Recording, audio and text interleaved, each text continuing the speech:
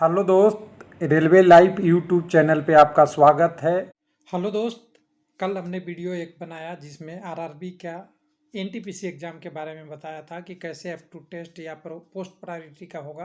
तो एक कमेंट और से आ चुका है पोस्ट प्रायोरिटी के बारे में। दो तीन आए हैं लेकिन एक इम्पोर्टेंट लेके यहाँ चल रहा हूँ, जिसमें बताया गया है कि पोस्ट प्रायोरिटी का क्या महत्व है, लेकिन कुछ लोग इसको नहीं जानते। कमेंट क्या था?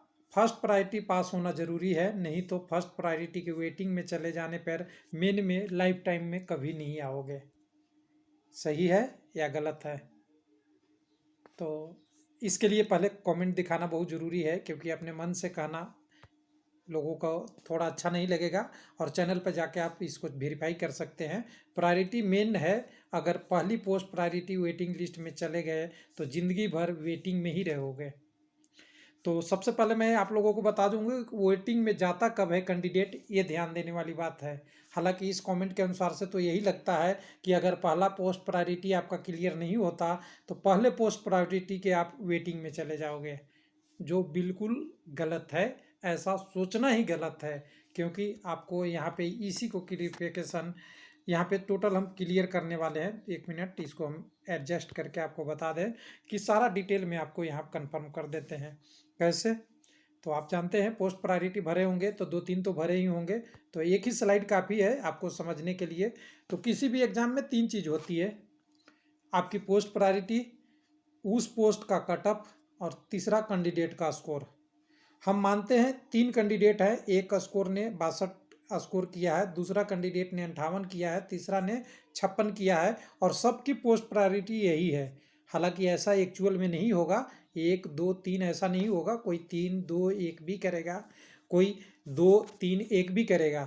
लेकिन हम समझाने के लिए, इजी के लिए एक ही पोस्ट प्रायोरिटी रखते हैं कि कन्फ्यूजन आपको ना हो। पहला पोस्ट प्रायोरिटी स्टेशन मास्टर है, दूसरा कॉमर्शियल अप्रेंटिस है, तीसरा गुड्स कार्ड्स है। और ये सारा ग्रेजुएट पोस्ट वाला मैंने लिया हूँ, अंडर ग्रेजुएट को नहीं लिया हूँ। तो ये एग्जाम्पल है। अब यहाँ ध्यान देने वाली बात है, इन कैंडिडेट का कहने का मतलब है कि 62 अगर आपका स्कोर है तब तो आपका फर्स्ट प्रायोरिटी क्लियर होता है। लेकिन दो कैंडिडेट और भी बचते हैं। पहला कैंडिडेट तो 62 से 62 मेन में चला गया, दूसरा कैंडिडेट 58 और 56 है, वो कहाँ जाएगा? सवाल उठेगा, लोग कहेंगे कि स्टेशन मास्टर की वेटिंग में। यही तो कन्फ्यूजन है दोस्त। वेटिंग में नहीं जाएगा। कैंडिडेट का जो स्कोर है 58 और 56, जिन कैंडिडेट का स्कोर है उनकी पोस्ट प्रायोरिटी पहले में नहीं हुई तो दूसरा देखा जाएगा, दूसरा नहीं होगा तो तीसरा देखा जाएगा। सिंपल सी एग्जांपल है, पहले कैंडिडेट का 62 है तो पहला पोस्ट प्रायोरिटी में सिलेक्ट हो गया, दूसरे का 58 है और 58 यहाँ कमर्शियल कैंडिडेट का है तो दूसरे का यहाँ हो गया, और तीसरे का तीसरे पोस्ट प्रायोरिटी में जाएगा।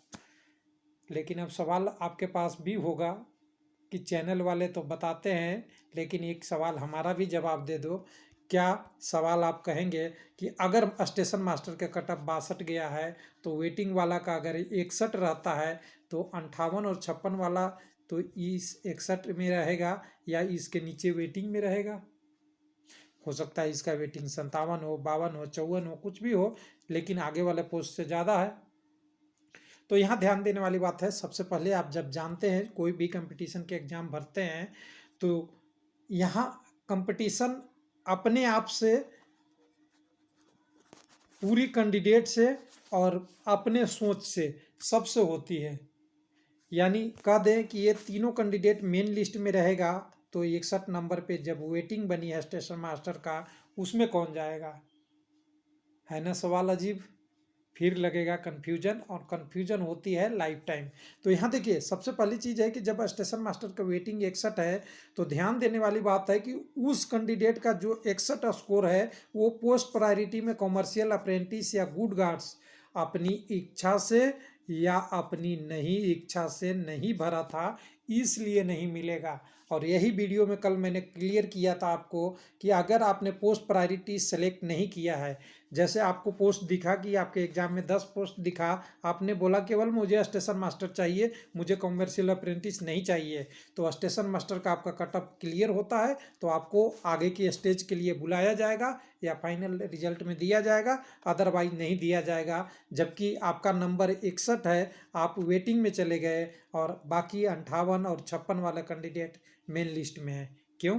क्योंकि उनको चाहिए कि हमें कोई भी पोस्ट चाहिए, लेकिन जो कैंडिडेट चौथा है वो कह रहा है कि मुझे स्टेशन मास्टर ही चाहिए, उसकी कट ऑफ क्लियर नहीं चाहिए, तो इसलिए वोटिंग में चला गया। तो आप समझ गए होंगे कि पोस्ट प्रायोरिटी का मतलब ये है कि पोस्ट आपको पहला पोस्ट से लेके नीचे तक, हायर से लेके लोअर तक आपका देखा जाता है। अब एक एग्जांपल इसी में ले लेते हैं कि पहला कंडप यहाँ 62 गया था और इस कैंडिडेट का स्कोर 62 नहीं रहता और 58 रहता, तब क्या होता? तो इस कैंडिडेट का कटअप यहाँ सेटअप हो जाता और ये जो 58 वाला कैंडिडेट है और 58 वाला कैंडिडेट है, इसमें पोस्ट एक ही रहता, तो जो सबसे एलिजिबल होगा उसको दे देता है, और अगर दोनों का मार्क्स सेम हो जाएगा तो एक के जगह पे 2 कैंडिडेट को बुला लिया जाता है।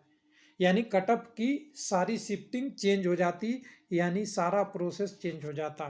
तो ध्यान दीजिए, कोई कैंडिडेट जब तक वेटिंग में नहीं जाएगा, कब तक वेटिंग में नहीं जाएगा? जब तक उसने जितना पोस्ट प्रायोरिटी सेलेक्ट किया है और उस पोस्ट प्रायोरिटी का कटअप उस कैंडिडेट के स्कोर से कम है। तो अब कुछ लोग कहेंगे कि पोस्ट प्रायोरिटी बदलने का मौका मिलेगा क्या? तो दोस्त देखिए, रूल के अनुसार तो नहीं मिलता, लेकिन रूल में ये भी नोटिफिकेशन में लिखा हुआ रहता है कि जो भी चेंज करना है उसका अधिकार रेलवे के पास है। अगर रेलवे चाहे तो चेंज भी कर सकता है, आपको पोस्ट प्रायोरिटी का ऑप्शन भी दे सकता है। कुछ लोग कहे कि वैकेंसी बढ़ेगा या कुछ चेंज होगा तब ऑप्शन देगा क्या, तो हो सकता है, ये रेलवे के हाथ में है, लेकिन जनरली नहीं मिलता है। अगर स्पेशल कंडीशन हुआ तो रेलवे ही देगा, तब पॉसिबल है। तो आप समझ गए होंगे कि ये कमेंट जिसने कैंडिडेट ने किया है वो कमेंट गलत है। कभी वेटिंग में नहीं जाएगा जब तक आपका किसी भी कैटेगरी का, अपने किसी भी पोस्ट प्रायोरिटी का कट ऑफ क्लियर करते हैं। थैंक यू, धन्यवाद।